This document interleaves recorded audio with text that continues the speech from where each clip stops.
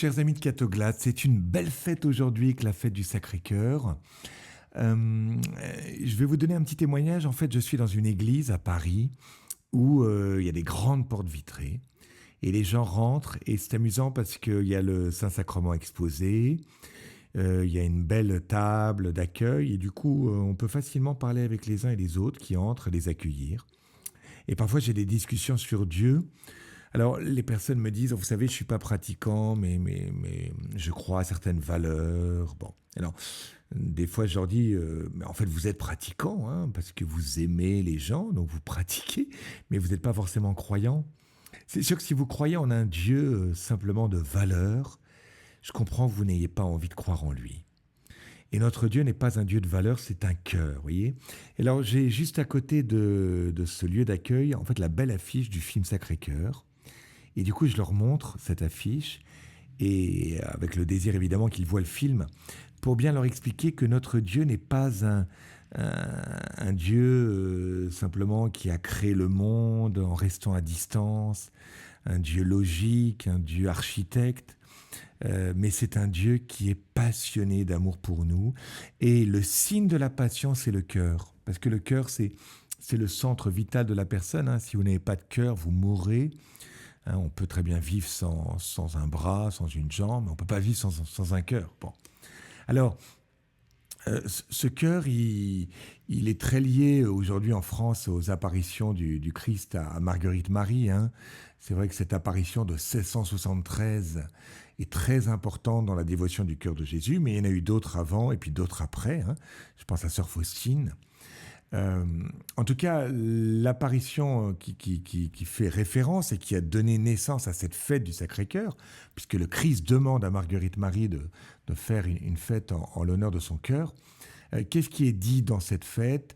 Dans une apparition du 27 décembre 1673, il dit « Mon cœur est passionné d'amour pour les hommes et pour toi en particulier, que ne pouvant contenir les flammes de son amour, il faut qu'il les répande par ton moyen. » Donc on a trois choses, hein, vous voyez, dans cette première grande apparition.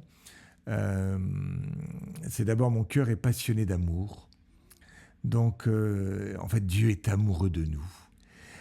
Ensuite, pour tous les hommes et pour toi en particulier, Dieu n'aime pas une foule, il aime chaque personne en particulier. Et il veut qu'il les répande par ton moyen, c'est-à-dire qu'il nous envoie en mission. Hein, vous voyez, ces trois éléments sont très importants, la passion de Dieu. En fait, Dieu est sensible. Hein, parfois on dit, mais Dieu est indifférent. Pas du tout, il est sensible, hein, comme quelqu'un qui a un cœur. En fait, il y a des émotions en Dieu, ouais, des émotions divines. Très impressionnant, hein. Il y a plus de joie au ciel pour un seul pécheur qui se convertit que pour 99 justes. Il y a de la joie dans le ciel. Donc, apparition du 27 décembre 1673. Ensuite, il va y avoir une grande apparition, un vendredi de 1674, où il va montrer ces grandes blessures qui sont des blessures qui vont rayonner de soleil d'amour, hein, nous montrant par là que eh bien, la douleur est traversée par l'amour et par la gloire. Hein. Nous, souvent, la souffrance nous fait nous replier sur nous-mêmes. Chez Jésus, l'épreuve, la souffrance, manifeste cette ouverture infinie pour nous. Hein. Comme si la violence qu'on lui faisait lui permettait comme une nouvelle déclaration d'amour. Et une déclaration d'amour au-delà de la mort. Hein, c'est ça le sens du cœur ouvert. Hein, le cœur ouvert, c'est que le Christ est déjà mort. On lui fait cette blessure gratuite, hein, qui n'a aucun sens puisqu'il est déjà mort. Et dans cet au-delà de la mort, il donne encore la vie, comme si sa passion était limitée, qu'il voulait montrer son amour illimité. Et puis, il va y avoir la dernière grande apparition de juin 1675. Enfin, après, il y a d'autres apparitions, mais la grande apparition de juin 1675, où il va demander à en fait se plaindre et demander réparation, demander consolation. Hein, veux-tu répondre à mon amour? Et je cite ce qu'il dit, « Voici ce cœur qui a tant aimé les hommes, qui n'a rien épargné, jusqu'à s'épuiser, se consommer pour leur témoigner son amour, et pour reconnaissance. Je ne reçois de la plupart que des ingratitudes par leur irrévérence et leur sacrilège, et par les froideurs et les mépris qu'ils ont pour moi dans ce sacrement d'amour. Mais ce qui m'est encore le plus sensible est que ce sont des cœurs qui me sont consacrés qui en eussent ainsi. Ah oui, le Christ se plaint. En fait, il ne se plaint pas des non-croyants. Il se plaint des gens qui sont baptisés, qui sont pratiquants et qui en fait ont une froideur dans le Saint-Sacrement.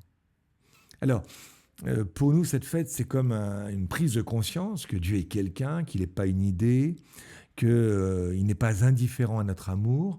C'est une manière aussi de nous mettre en route par rapport à l'adoration eucharistique. Le Christ, quand il apparaît devant le Saint-Sacrement. Donc c'est intéressant, il y a quelque chose d'un lien entre le cœur du Christ et l'adoration eucharistique. D'ailleurs, dans les miracles eucharistiques, certains ont été analysés.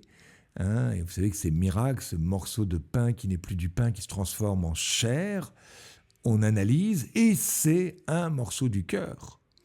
Je pense à l'Ancioni ou à d'autres où le miracle nous conduit à comprendre que l'Eucharistie, c'est un don du cœur de Jésus. Alors, dans le texte d'évangile d'aujourd'hui, je termine par là, Jésus parle de son cœur, donc c'est le seul texte où il va parler de ses sentiments qu'il porte. Jésus ne parle pas beaucoup de lui, mais là on a ce qu'il porte, je suis doux et humble de cœur. Alors ça, c'est extraordinaire. Il aurait pu dire d'autres qualités. En fait, ce qu'il retient, ce qu'il veut nous révéler de lui-même, c'est par son cœur, dans son cœur, la douceur et l'humilité. Et donc, ressembler au Christ, c'est avoir cette douceur. Alors, la douceur, l'humilité, c'est assez proche. Le doux, c'est pas celui qui est passif, mais c'est celui qui peut-être accueille les événements et les personnes comme elles sont. Et il s'accorde au réel. Le pape François, dans la joie de la sainteté, au numéro 72, dit « Mettez-vous à mon école, car je suis doux et humble de cœur ».